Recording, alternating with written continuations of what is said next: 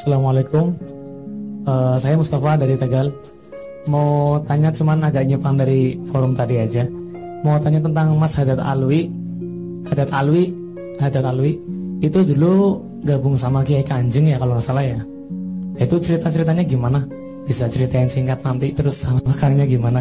Terus sekarang ada di mana alamatnya kalau bisa? Udah itu aja sih. Assalamualaikum warahmatullahi wabarakatuh.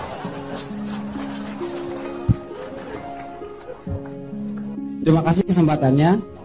Saya Dwi mau bertanya nih Cak, dengan fenomena tentang pidato presiden mungkin juga agak menyimpang. Kan presiden mengatakan bahwa kalau saya dikatakan gila nggak apa-apa, saya dikatakan dan sebagainya itu nggak apa-apa. Terus berikutnya, tapi kalau soal menyangkut kewibawaan saya akan marah gitu ya. Pokoknya intinya begitu. Nah, kemarin saya berdiskusi dengan teman saya, kalau dikatakan gila nggak apa-apa, tapi kalau menyangkut kewibawaan saya akan marah. Nah itu kan menurut kita itu kontradiksi gitu ya. Nah itu bagaimana kita bisa mencintai presiden kita yang nggak konsisten seperti itu gitu. Jadi makasih. Oke, karena pertanyaannya pragmatis dan tidak usah terlalu panjang dijawab, saya kira boleh 5 orang ya. Terima kasih Cak Nun kesempatannya. Nama saya Ardi. Nah, di sini soal mencintai kan saya mau cerita dulu. Saya tuh mencintai ayah saya. Terus kayaknya ayah saya juga mencintai saya gitu. Alhamdulillah. Nah, kenapa gitu? Terus kan kebetulan saya sekarang udah punya pacar. Terus saya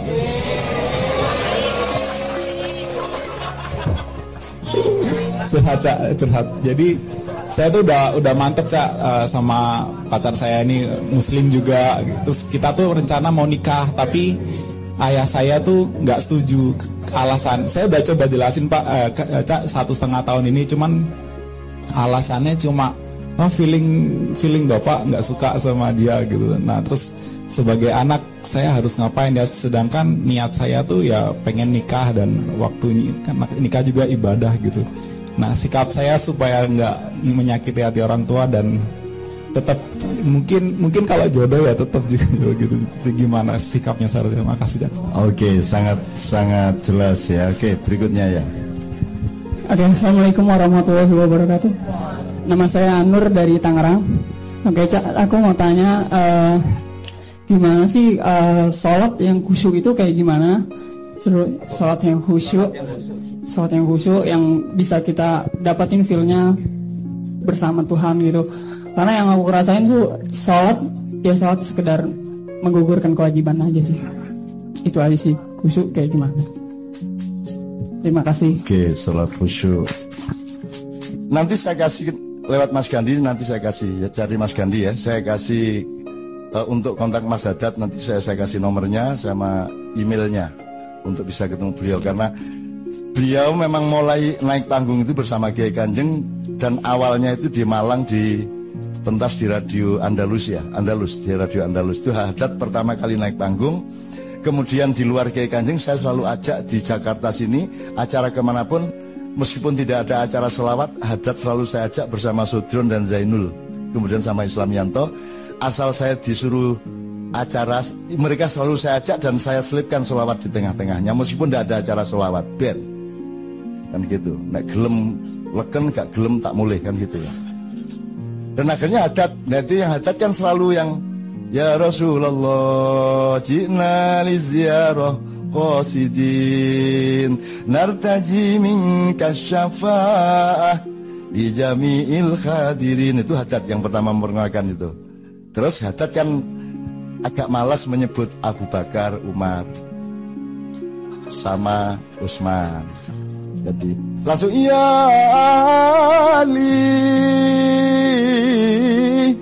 ya Ali, ya bana Abi Thalib gitu kan. Cat, Bakar. Yo cak. Ya Abu Bakar, nama aku dia. Ojo diketok-ketok no nek kon iku si hal ini ya. Tenang aja. Jadi saya tuh guyon sama semua Mas. Tidak ada urusan Sunni Syiah nanti di akhirat kok. Yang ada itu kelakuanmu bagaimana, amalmu bagaimana kok. Bukan identitasmu. Tidak ada identitas disalahkan. Yang ada itu akhlakmu, kan begitu. Saya bilang, kenapa sih Abu Bakar masa tidak punya kesalahan? Punya dong, Abu Bakar punya kesalahan dong. Umar punya dong, gila apa? Emang Nabi dia? Kan bukan, dia punya kesalahan. Utsman juga punya kesalahan, Ali juga punya kesalahan. Semua punya kesalahan sama dengan kita semua. Bahkan mereka itu beruntung loh hidup bersama Nabi. Jadi kalau mereka baik ya pantes loh, gue bareng kan Nabi yuk. Nek arek-arek elek kabeh anjene adoh karo Kanjeng Nabi. Loh, itu Rasulullah dengan sangat proporsional, Mas, dengan sangat proporsional memberikan fungsi dan sebutan yang luar biasa. Siapa yang hidup bersama dia, bersama Rasulullah disebut sahabat. Ya. Kalau yang tidak bersama dia hidupnya disebut saudara. Kita ini saudaranya. Lebih tinggi mana saudara sama sahabat? Lebih tinggi saudara untuk menghibur kita. Loh, tapi kan begitu memang hidup. Makanya Rasulullah mengatakan, beruntunglah, fatuba liman beruntunglah orang yang hidup bersamaku dan mengimani apa yang aku imani, dan beribadah sebagaimana aku beribadah. Yaitu orang-orang sahabat-sahabat yang hidup bersama beliau. Kemudian Rasulullah mengatakan, fatuba. Beruntunglah 3 kali orang yang hidup tidak bersamaku, tidak pernah ketemu aku, tidak pernah melihat aku, tetap mengimani imanku dan juga melakukan ibadah. Jadi Anda itu 3 kali lipat lebih hebat daripada khalifah-khalifah itu. Ya kalau Anda kosnya di Mekah terus rajin ke Masjidil Haram, kos ning kuno. Nah kalau di Jakarta sini Anda sholat duhur ya alhamdulillah. Alhamdulillah. Wong selama duhur sampai asar itu di dalan nih. Macet ya toh? Macet. Lu kapan sholatnya? Maghrib itu susah sholat di sini. Wong itu pulang kantor mesti lewat maghrib, mesti lewat isya. Kan gitu. Jadi kalau Anda sholat maghrib kok seminggu sekali itu wah luar biasa. Orang Jakarta loh sempat maghriban meskipun seminggu sekali. Loh, saya tidak mengatakan boleh tidak maghrib, enggak. Cuman kan ada kondisi-kondisi. Bagus mana Anda punya uang 1 juta berinfak 50.000 atau Anda punya 100.000 berinfak 25.000. Anda punya 100 infak 25 daripada Anda punya 1 juta infak 50. Kan itu kondisinya kan, jadi bukan banyak mana 25 apa 50, enggak gitu, ada settingnya. Yang satu ngasih 50.000 dari 1 juta kok, yang satu ngasih 25.000 tapi dari hanya 100.000, kan lebih hebat. Nah begitu juga sahabat sama kita sekarang gitu loh. Maka sama Haddad saya bilang, Haddad, mereka punya kesalahan, mbok sudah di sepuro kok, dimaafin gitu loh. Kamu maafkan lah, mereka semua punya kesalahan lah. Ya sudah, memang ada riwayat yang aneh-aneh, macam-macam, kejam-kejam dan seterusnya. Maafin dong, kenapa sih masuk dendam sampai sekarang? Gitu loh. Untuk khusyuk masa harus Ali toh? Yang enggak dong, harus Husain toh? Enggak dong, langsung Allah ya bisa toh. Sambil memintakan maaf semua manusia yang salah-salah gitu loh. Kalau saya gitu, saya bukan enggak setuju Anda, saya paham kenapa Anda begitu raket sama Ali, terutama sama Husain. Aku paham, tidak ada masalah. Tapi mbok sama Allah aja, sambil menyayangi Husain, sambil memahami Husain, kan gitu. Kalau saya gitu tuh Mas. Iki sing Sunni ku yang ngono buncine gak entek-entek. Sing Syiah ku yang ngono cengenge gak karu-karuan. Mbok di sepuro ngono lho. Nek cara Jombang ngono Mas. Wes ta sing wingi-wingi di sepuro kabeh, ayo kita maafkan semua orang bersalah kok. Yuk kita memaafkan, terus kita bareng-bareng membuat sejarah ke masa depan. Kan gitu. Jadi pendekatannya apa Mas? Malikin apa? Rabbin nas. Memaafkan. Kenapa sih tidak maafkan? Enggak usah wasyhadu anna Abu Bakar wa Umar wa Utsman wa Aisyah wa Hafsah finnar. Nggak usah gitu. Kan ada yang gitu, yang Rafidhah itu adzannya, dan aku bersaksi bahwa Abu Bakar, Umar, Utsman, Aisyah dan Hafsah di neraka. Nggak usah gitu, Pak. Mbok sudah sesalah-salah orang kita doakan masuk surga, mbok gitu. Saya ini dibunuh orang, bahwa saya tidak terbunuh karena Allah, bukan karena saya hebat. Dan saya sebelum dibunuh, ketika dibunuh, sesudah dibunuh, saya memaafkan dia dan lebih menghormati dia daripada sebelum membunuh saya. Dan dia tidak tahu bahwa saya tahu. Dan tak hormati sedemikian rupa. Sampai sekarang anak-anak Maya inti tahu itu siapa mereka. Dan saya memaafkan. Memaafkan gue enak gak karu-karuan, Mas. Gitu loh, Mas. Jadi kalau bisa cari orang nempelengi Anda tiap hari terus sampean sepuro. Gitu Mas ya. Oke. Jadi ini tadi hadat ya, nanti kita kasih Mas ya. Kita kasih. Apa nang hadat sampean? Kok kangen banget. Ya, oke, alhamdulillah ya Mas Hadat. Jadi ya itu temannya Rahmat yang tadi saya ceritain. Rahmat kru Kiai Kanjeng itu kalau sama Hadat satu hotel gitu mereka berdua. Dan Rahmat itu aneh-aneh permintaannya, Dat, gue lah wong Arab tuh Dat. Ngopo tuh Mas Rahmat ini ngomong ngono gue, bu aku goleki wong wedok Arab sing maniak. Gue berahmati cangkeme ya Allah. Wes ndolek wong Arab maniak bisa. Loh, itu guyon Mas, itu ndak mungkin beneran, itu guyon. Guyonnya Rahmat toh. Rahmat itu sama anaknya aja gitu, ditelepon nih. Apa telepon? Kesel aku, bareng aku tanggal gamelan ini, wes kalau turu. Cinta terus. Ngono kuwi. Lah itu ya itu nomo yang ngono kuwi. Mari belajar kepada manusia itu macam-macam Mas. Jangan pakai standar fisik, jangan pakai standar kata-kata. Selami hatinya dia gitu tuh ndak kasar, yang memang gitu itu orangnya, ndak ada masalah. Jadi habis ganti dibilang ayo, halani ngomong, tanah ngomong ngono, halani ya, itu tanah Allah, ulang, tanah Allah ngono kuwi. Kan kene kan wih ngomong moring-moring, enggak habis itu wis mangan kon. Gitu Mas.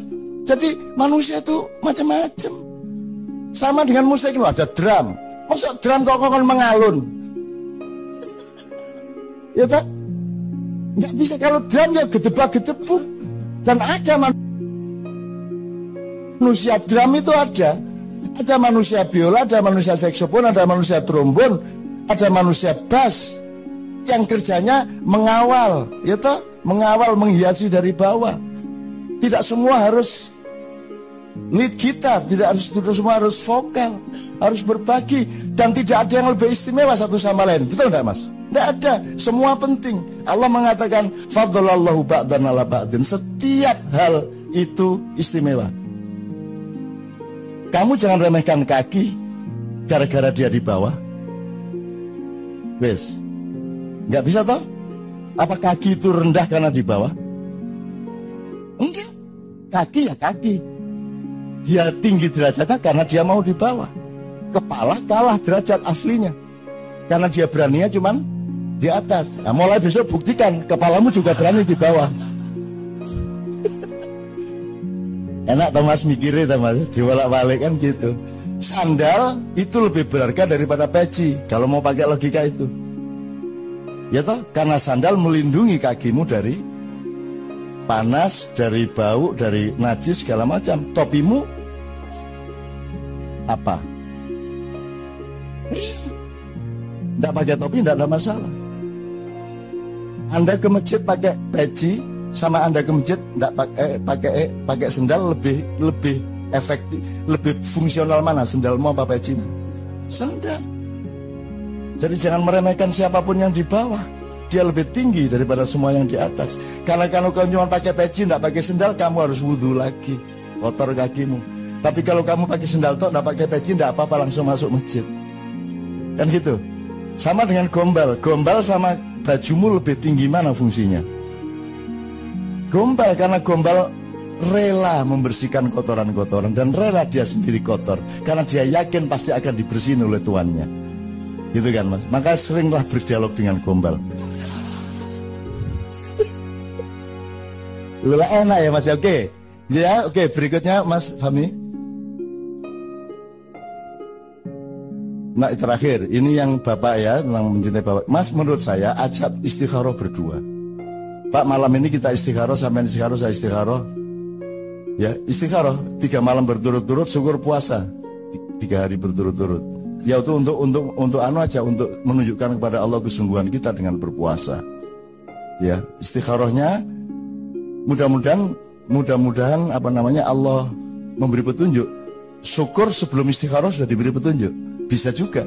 Tapi istikharah Mas, kan puncaknya istikharah. Istikharah ini Anda harus menentukan idiom Anda dengan Allah.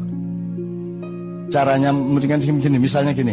Ya Allah, kalau ini cewek memang jodohku, tolong kasih tanda saya dengan menunjukkan ada warna hijau atau putih misalnya. Kalau dia tidak jodoh, kasih saya warna merah atau hitam upamanya. Terserah simbolnya apa. Itu Mas ya. Oke. Nanti bisa kamu belum selesai sholat, ono kucing ireng liwat Mas. Upamanya, tapi tidak harus seperti itu. Bisa pagi-pagi ada tamu berbaju putih. Atau kalau berbaju putih bercelana hitam berarti istikharah lagi. Kan asik Mas. Tapi istikharah kan jelas toh jalan keluarnya. Oke? Kalau Anda tidak yakin dengan apa, Anda belum mantap, bukan tidak yakin, belum mantap dengan surat istikharah, Anda baca surat Yasin. Itu tradisi saya. Baca surat Yasin. Kenapa harus Yasin? Ya enggak, semua juga boleh. Semua ayat juga ya baik-baik saja. Sak Quran wis nek gelem. Kon diminta maca Quran kabeh, mending tak kei Yasin tok ya toh. Dan nek kulo Allah tok ya ketanggungan rek. Kon iki kulo Allah njaluk bojo ngono kan.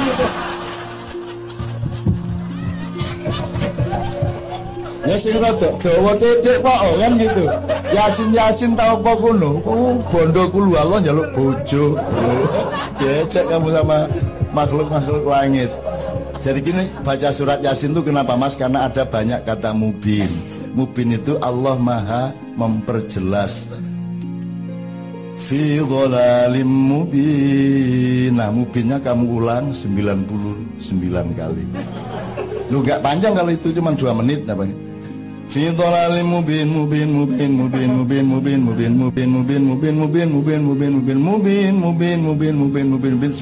kali. Ya. Mubin gitu Mas. Dan itu hanya ketemu berapa kali Ustaz ya. Nanti kita lihat berapa kali. Pokoknya ya 20 kali. Nah, sekitar itu. Dan itu enggak lama Mas, enggak lama. Enggak sampai 20 menit semuanya. Mubin. Nah, memperkeras, memohon kepada Allah yang Maha menjelaskan. Insya Allah akan sayang kepadamu dan akan memberi kejelasan. Gitu loh. Jadi mudah-mudahan cintamu kepada pacarmu dan cintamu kepada bapakmu diharmonikan oleh Allah Subhanahu wa ta'ala. Amin ya rabbal alamin. Oke, berikutnya yang keempat. Gimana sholat khusyuk? Sholat khusyuk. Anda pikir saya bisa sholat khusyuk?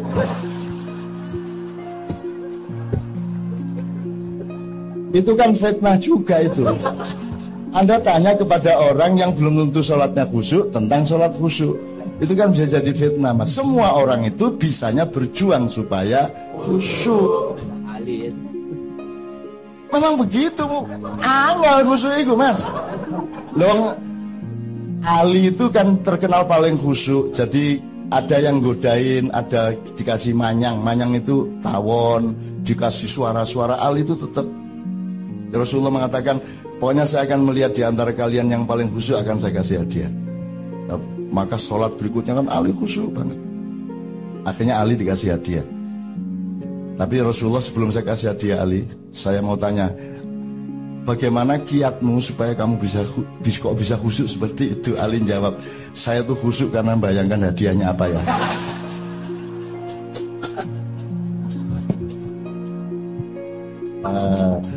Jadi aja serem-serem lah Mas. Pokoknya berusaha terus gitu. Hidup tuh cuman gitu itu. Berusaha terus. Dia memang sukar lah gimana. Makanya kita selalu ihdinas shiratal mustaqim karena kita sukar Mas. Saking angel lagi sampai diuter-uter. Allah.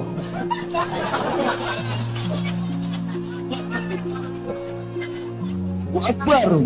Begitu Akbar nyekot toko ngono. Nang sukar mas. Cuman yang bisa Anda bantukan kepada kemungkinan kehusukan adalah logika dan akal pikiranmu mengenai kehusukan. Saya tanya, Ustaz, dalam fikih ada nggak syarat khusyuk? Tidak ada. Jadi kalau Anda tidak khusyuk, tidak menyalahi syariat, gue. Tidak ada syarat dalam ilmu fikih, tidak ada syarat harus khusyuk. Islam, sholat itu takbiratul ihram sampai tahiyat sama salaman, tak ada tahiyat. Itu dok, asal Anda lakukan itu sah sholat. Tapi apa benar itu sah secara rohaniyah? Jadi misalnya gini, ada Allahu Akbar, Bismillahirrahmanirrahim, Alhamdulillahirabbil alamin, bagus banget terdengarnya dan dilihat orang bagus banget. Tapi sebenarnya Anda sedang mikirin sesuatu yang membuat Anda lagunya enak. Padu iling sir-siraku ini. Malik yang mutin, iya kena butuh, iya karena saya kok gak gelem-gelem ada ini kan. Jadi kehusukan itu bukan peristiwa syariat, kehusukan itu peristiwa cinta, bener nggak mas?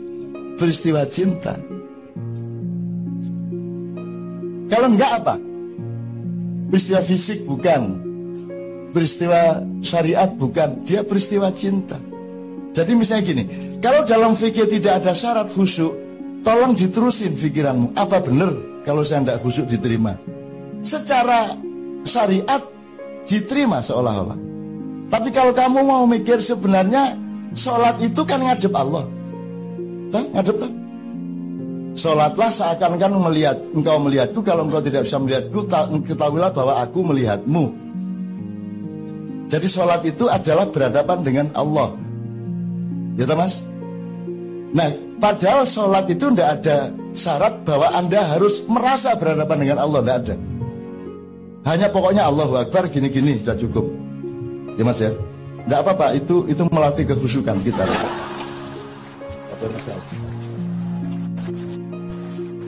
Terus pokoknya ini terus, eling tulang terus. Lupa lagi, ingat lagi. Lupa lagi, ingat lagi. Itu loh mas, gitu dok mas. Yang penting logikanya, kalau saya tidak ingat Allah, Allah nganggep kamu sholat apa tidak? Sekarang nggak ngomong syariat, ngomongnya individu Anda sama Allah. Terus upamanya nih, Indra, dia kabarin Indra. Dia tersinggung nggak? Saya salaman sama dia, tapi saya menghadap ke sana. Tersinggung. Itu yang namanya kekhusyukan. Kekhusyukan adalah saya salaman benar dan bertatapan mata. Maka kekhusyukan adalah ketika Anda sefokus mungkin ke Allah, bahwa bolong-bolong biasa mas. Tapi terus berjuang gitu mas. Jangan dipikir terus yang tua-tua lagi khusyuk ya enggak mas. Modelmu ya mas, berdoa ya mas ya.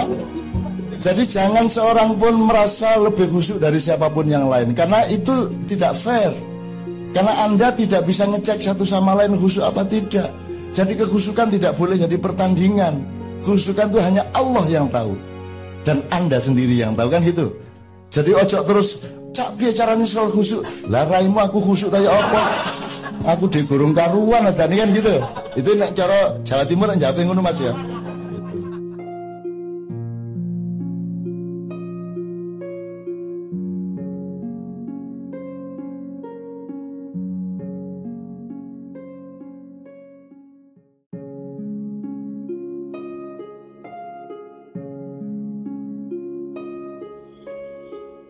Assalamualaikum warahmatullahi wabarakatuh. Rumus hidup sukses dan bahagia. Menurut sebagian ahli antropologi Islam kontemporer, apa yang mencuat saat ini di ruang-ruang publik berkaitan dengan ekspresi Islam adalah semua ekspresi itu mengandung satu hal di dalamnya, dorongan untuk menjadi muslim yang saleh. Karenanya, banyak muncul pertanyaan seputar bagaimana menjalankan Islam sehari-hari dengan baik. Dalam konteks yang lebih luas, ekspresi itu terlihat dari dorongan untuk menerapkan Islam di wilayah seperti ekonomi, bisnis, gaya hidup dan fashion, filantropi, dan lain sebagainya. Adapun contoh spesifik dalam hal dorongan untuk saleh adalah pertanyaan tentang bagaimana sholat yang khusyuk.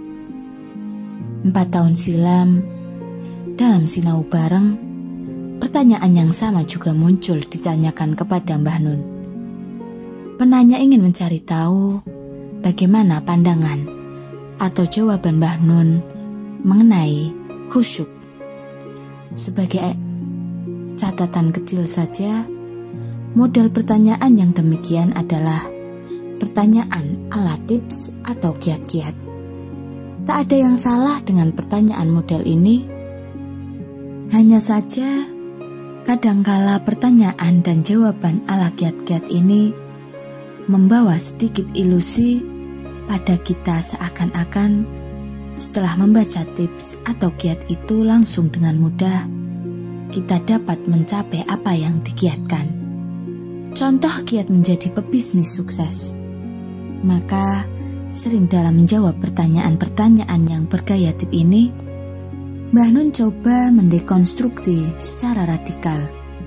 Ambil contoh, suatu ketika ada orang bertanya, bagaimana cara supaya tidak stres?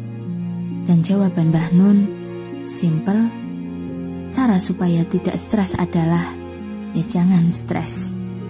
Lain waktu ditanya juga tentang bagaimana caranya mencapai taraf spiritual yang tinggi, dan jawab Mbah Nun yang gak pakai taraf-tarafan, dikerjakan saja apa yang harus dikerjakan. Adapun terhadap pertanyaan tentang bagaimana cara sholat khusyuk yang dilontarkan salah seorang jamaah dalam sinau bareng, Mbah Nun menjawab kurang lebih seperti ini. Pertanyaan Anda itu sesungguhnya adalah pertanyaan setiap orang. Tidak ada orang khusyuk, yang ada adalah orang berjuang untuk khusyuk. Lagi pula, bagaimana memahami khusyuk? Apakah khusyuk adalah ingat Allah sembari melupakan segala sesuatu yang lain? Ataukah khusyuk adalah Anda ingat banyak hal dan Anda bawa ke Allah? Jadi tidak bisa disepakati. Sebab keduanya bisa benar, maka khusyuk jangan dipandang sebagai kebenaran objektif yang isinya satu hal yang fix, jangan dijadikan pedoman objektif. Lagi pula, khusyuk ya temenan, sungguh-sungguh itu yang gak bisa dibayangkan. Jawaban Mbah Nun ini dapat kita kupas lebih jauh, umpamanya pada pernyataan bahwa pertanyaan Anda itu sesungguhnya adalah pertanyaan setiap orang. Artinya adalah pada diri setiap orang atau masing-masing diri kita terkandung pertanyaan, apakah kita sudah khusyuk atau belum. Implikasi pertanyaan ke dalam diri ini adalah bahwa tidak setiap kita dapat menilai kehusyukan orang lain. Sebab kehusyukan bukan barang material yang tampak mata. Kita semua sama-sama belum tahu hasilnya. Kehusyukan adalah lorong perjalanan yang ditempuh dalam proses dan dalam waktu yang bersifat individual. Namun yang mungkin perlu kita garisbawahi adalah bahwa jawaban atau kiat untuk dapat menjalankan sholat secara khusyuk tentu cukup banyak yang telah diuraikan dalam berbagai literatur. Dan jawaban dari Mbah Nun adalah satu jawaban yang kiranya dapat memperkaya jawaban yang telah ada dari sudut pandang seorang Mbah Nun. Dalam konteks perkembangan keislaman kontemporer, seperti disinggung sedikit dalam awal tulisan ini, apa yang dilakukan Mbah Nun adalah turut menjawab pertanyaan-pertanyaan mengenai kesalehan dalam beragama, namun dengan pendekatan yang tidak tradisional, konvensional, tapi juga kritis terhadap kecenderungan keislaman kontemporer, serta berupaya mencari jawaban yang logis, rasional, dan manusiawi itu mungkin. Yang dimaksud manusiawi di sini adalah memahami menjalankan agama, namun dalam kerangka senyatanya psikologi manusia. Ini dikarenakan kadangkala kita mengkonsepsi agama di luar kerangka dinamika psikologi manusia. Adalah lumrah jiwa manusia sulit lepas dari dunia dan sulit mengosongkan segala sesuatu dalam pikirannya. Tetapi manusia tetap berusaha mengarahkan dirinya ke arah khusyuk. Mbah Nun coba bertanya, seandainya ingat apa-apapun dari dunia tapi dibawa ke Allah, misalnya dengan dibawa dalam naungan doa kepadanya, tidakkah itu juga sebuah kemungkinan bagian dari kehusyukan? Pertanyaan Mbah Nun ini berpijak pada kejujuran dan kesenyataan realistis jiwa manusia. Apakah yang dimaksud dengan kesuksesan? Apakah orang sukses adalah orang yang terkenal, atau memiliki banyak harta, ataukah memiliki kekuasaan yang kuat? Hal tersebut bisa menjadi tolak ukur dari sebuah kesuksesan. Namun sebenarnya adalah seseorang yang selama hidupnya dapat beriman kepada Allah, meninggal dalam keadaan husnul khotimah, serta mendapat ampunan dan ridho dari Allah Subhanahu wa Ta'ala. Allah Subhanahu wa Ta'ala berfirman dalam surat Al-Mu'minun ayat 1, sesungguhnya beruntunglah orang-orang yang beriman. Dan dalam surat Ali Imran ayat 102 Allah berfirman, wahai orang-orang yang beriman, bertakwalah kepada Allah dengan sebenar-benar takwa, dan janganlah kalian mati melainkan dalam keadaan muslim atau berserah diri. Surat Ali Imran ayat 102.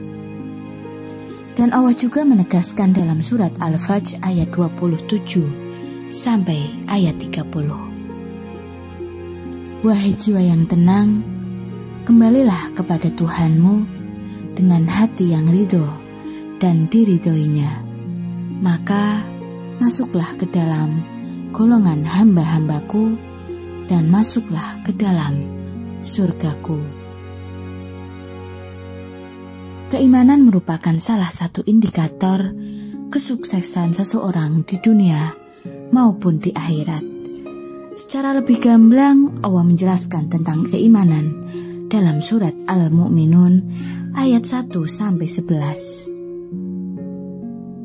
Intinya, sungguh beruntung orang-orang yang beriman, orang yang khusyuk dalam sholatnya, orang yang menjauhkan diri dari larangannya dan mendekatkan diri pada perintahnya. Kekuatan manusia dalam bekerja dan berusaha sangatlah terbatas. Untuk itu salah satu cara menjadi orang sukses di dunia dan di akhirat adalah dengan mencari pertolongan dari Allah. Salah satu cara untuk mendapatkan pertolongan Allah adalah dengan menolong Allah. Dalam Al-Quran surat Muhammad ayat 7, Allah Subhanahu wa Ta'ala berfirman, wahai orang-orang yang beriman, jika kamu menolong agama Allah, niscaya Dia akan menolongmu dan meneguhkan kedudukanmu. Selain itu, kita juga harus banyak berinfak di jalan Allah yang bisa diwujudkan dalam bentuk bersedekah ataupun berwakaf. Hidup sukses di dunia dan di akhirat, jauhilah harta haram, jangan makan dengan cara mencari keuntungan dari membuka aib orang lain, bermain judi, memakan riba, apalagi korupsi dan mencuri.